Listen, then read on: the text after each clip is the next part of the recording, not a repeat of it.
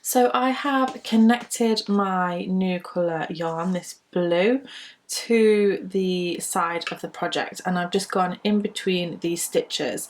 Now I'm starting on a base of treble stitches, which is a UK term. In the US this is known as double, but you could quite easily do this on any stitch. So yeah, as I say, I'm doing it on a treble. So what I'm going to do is I'm going to go ahead and insert my hook and grab the yarn, but rather than doing a chain at this point, I'm going to pull up the yarn, or pull up that loop, and do a half treble crochet. So that is UK terms, in the US this is a half double crochet. You want to grab the yarn, insert, yarn over, pull through. You'll have 3 loops on your hook. You're going to grab the yarn and then pull through all 3 loops on the hook. So that is your first half treble crochet. Then we're going to get into the actual pattern itself. So we're going to skip this next stitch, and then we're going to work into the stitch after that. And I'm going to do a half treble crochet, so yarn over, insert, yarn over, pull through, yarn over, pull through all 3 stitches. Now what we're going to do is work around the post of that stitch.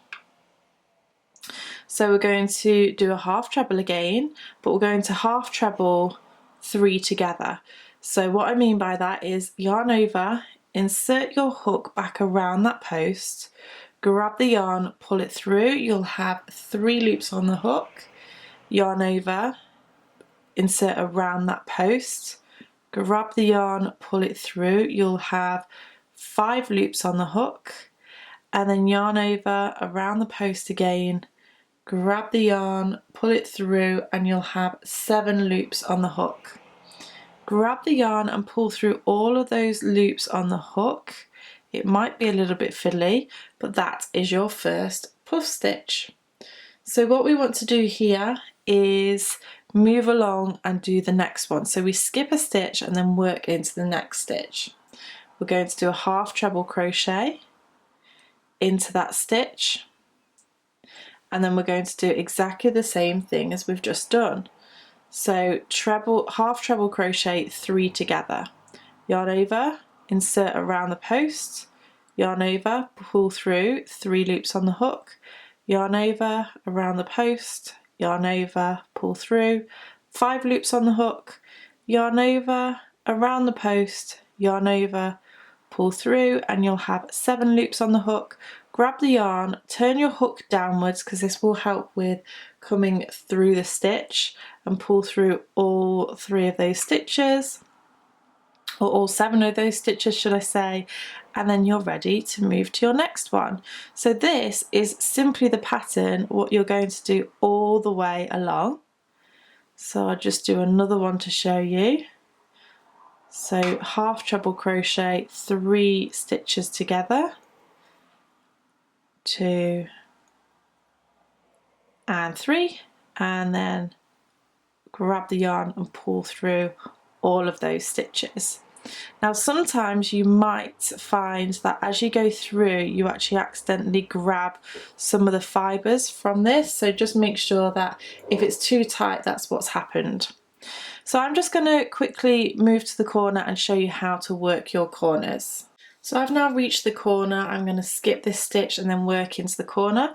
I'm going to start as normal, so do my half treble, and then I'm going to do my 3 stitches together and then pull through. And what I'm going to do is I'm going to chain 1 and then do a half treble in that same corner, and then just do exactly the same thing.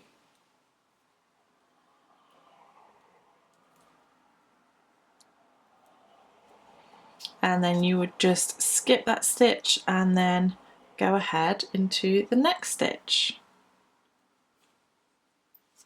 and build like that. You could add a couple more chains if you wanted to. just have a play around with it, see what kind of look you want to go for.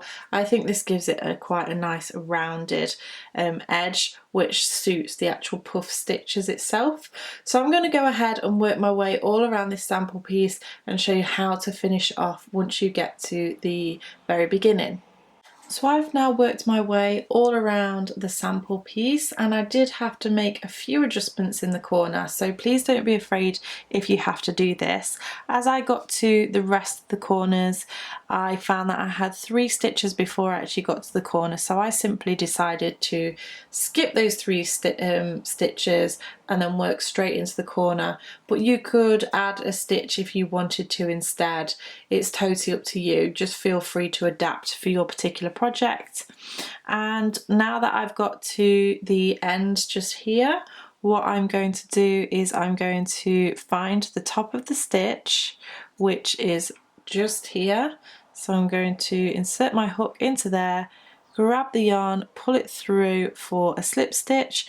So this is actually our starting stitch, so it is going to look slightly different for the rest of the stitches, but I would maybe advise that you do that on the bottom of your project or something so that it's not as visible. But you want to go ahead and grab the yarn, pull it through, grab your scissors,